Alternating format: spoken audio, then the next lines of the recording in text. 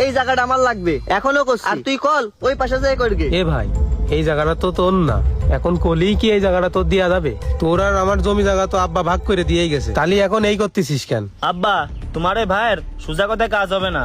তুমি মামাকে ফোন দাও, আর আমি আমার দলীয় ভাইকে ফোন দিচ্ছি।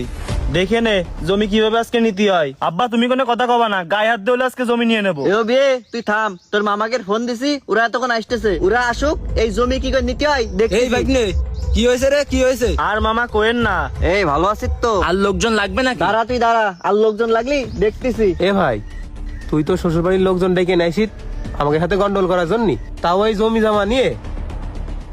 কাকা, আপনি আপনার ওই শালাকে দিয়ে আমার বাপের গায়ে হাত তোলাবেন, নিজের ভাইরে মারবেন?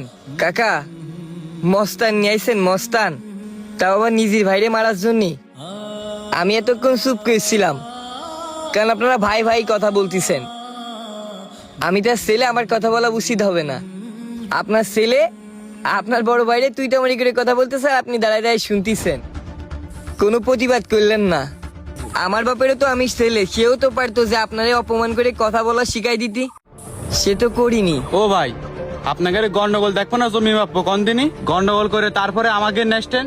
উস্তাদ, এই জমি টমি মাপা লাগবে না, চলেন টাকা পয়সা নিয়ে চলে যাই, এই জমিতে ঝামেলা আছে। এ ভাই,